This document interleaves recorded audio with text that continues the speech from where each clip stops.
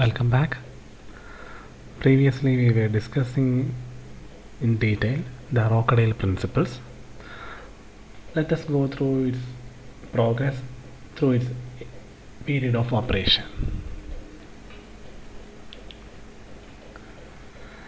The Rochdale Society had a record of grand success.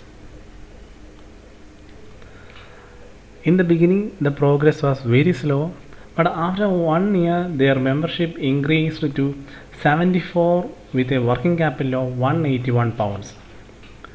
During the year, they had made sales for an amount of £710 and the profit rose to £22. Thereafter, the number of articles sold also increased and there was a gradual and steady growth in trade. The store turned into a big organization dealing in almost all articles required by members.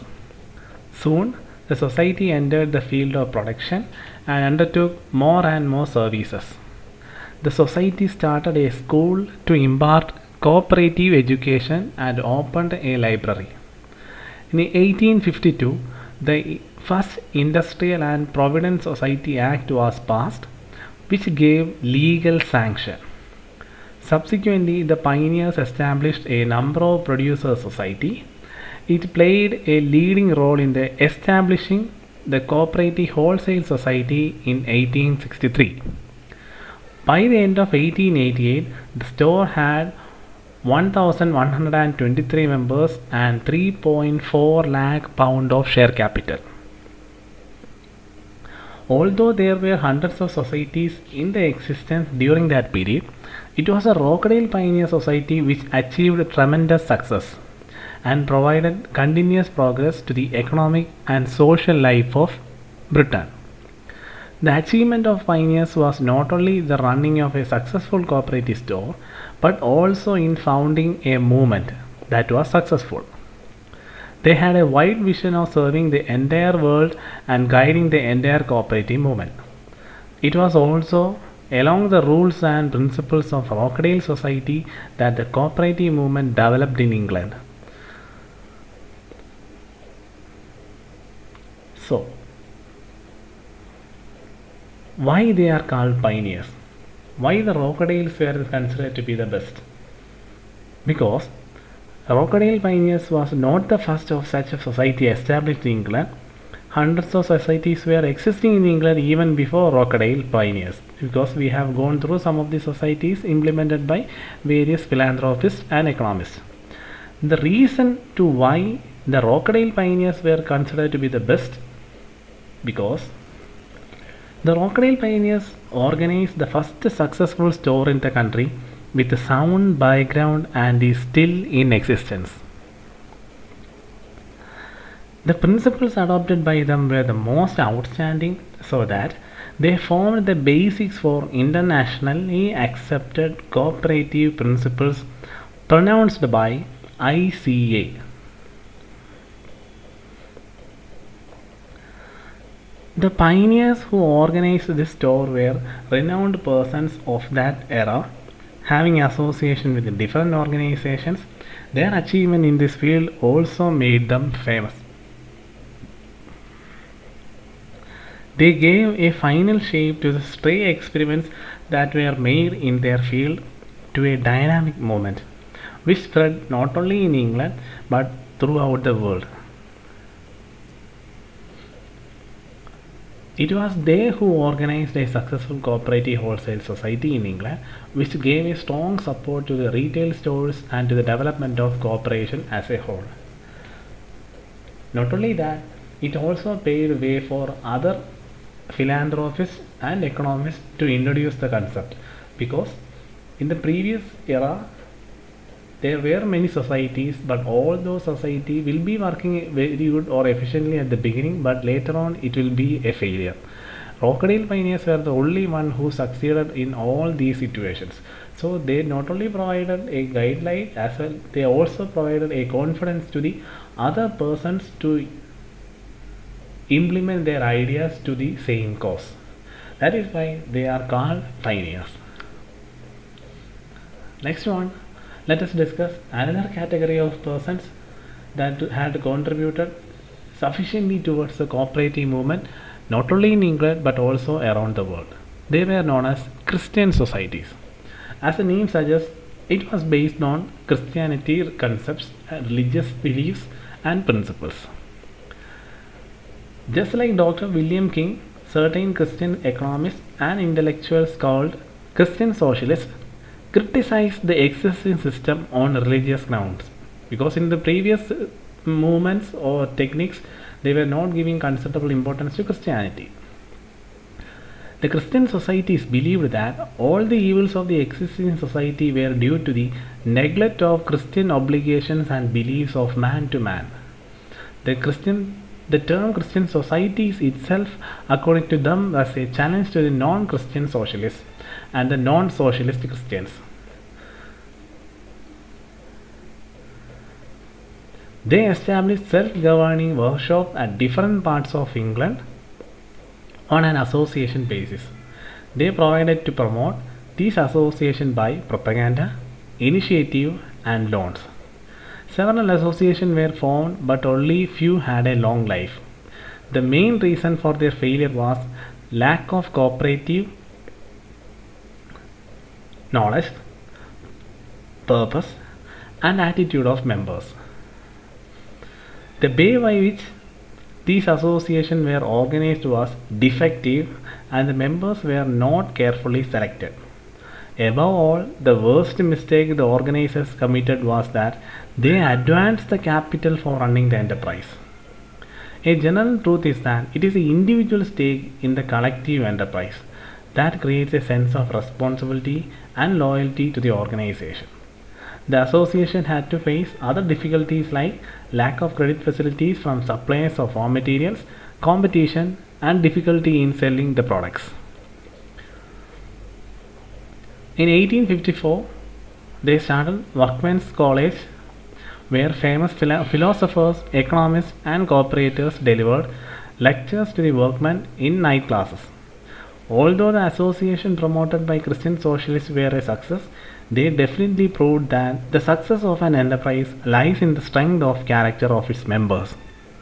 Above all, the chief contribution of Christian socialists lie in their efforts for getting the Industrial Provident Societies Act passed for the cooperatives in 1852. Prior to this act, cooperative societies were organized under the Friendly Societies Act of 1846, but the new act recognized the cooperative organization for trade and work, permitted raising of funds by voluntary subscription of members, payment of interest by 5%, distribution of dividend on purchases, and the auditing of the account twice a year.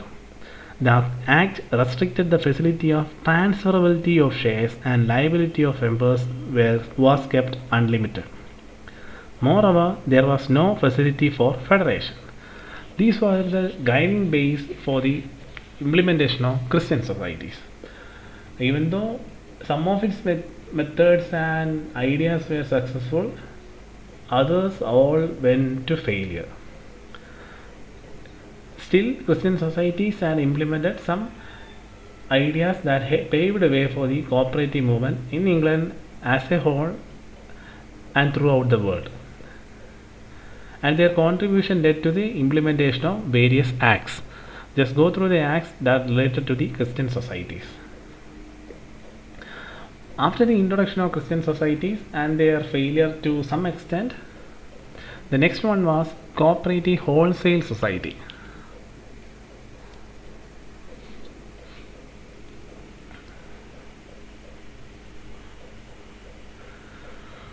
Another milestone in the history of cooperation in England was the formation of Cooperative Wholesale Store. The need for a wholesale store to facilitate centralized purchase was felt when the number of retail shops and volume of trade through cooperatives increased enormously.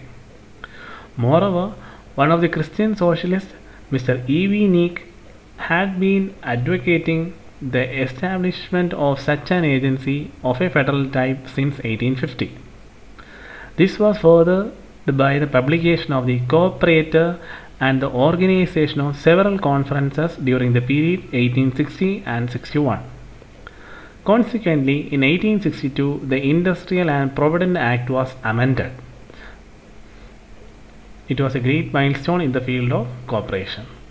It permitted the establishment of Federation of Society by enabling the societies to hold shares in another society.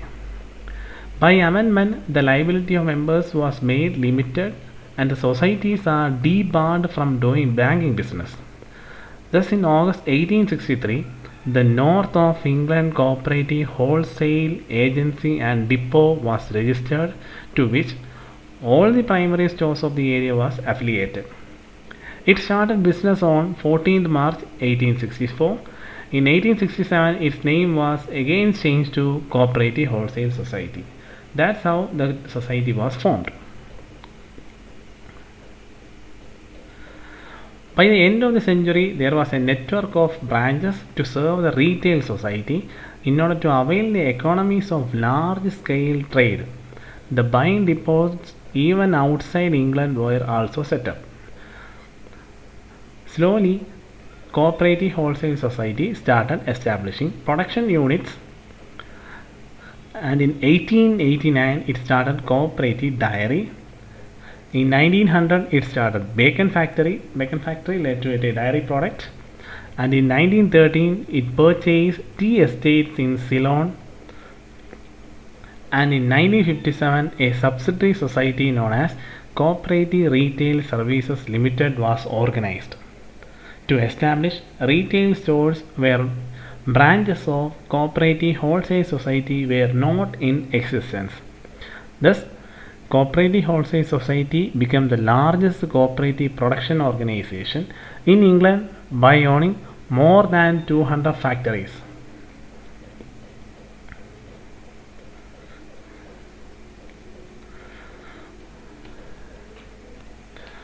After that, the next society formed was the Scottish Co-operative Wholesale Society. At the Conference of Primary Retail Stores in 1864, it felt that the North of England Wholesale Cooperative Society could not cover the requirements of the societies in the west of Scotland. So, in 1867, the chairman of the North of England Wholesale Cooperative Society stated that he would facilitate the transfer of shares of Scottish member societies to a Scottish Cooperative Wholesale Society if it were established. Accordingly, in 1868,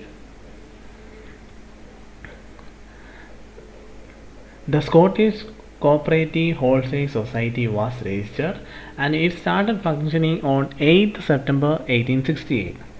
This society also went on developing in the same footage as that of a cooperative wholesale society. The purpose of this society was to cover a large area. In the previous society, they were covering the north of England, and the Scottish Cooperative Wholesale Society was implemented to cover the west of England.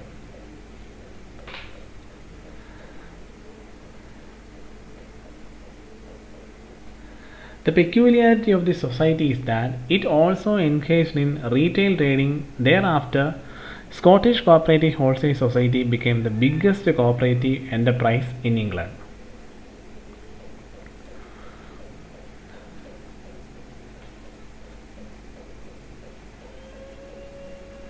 So just go through all these societies. We will discuss about some of the various societies that formed during this era.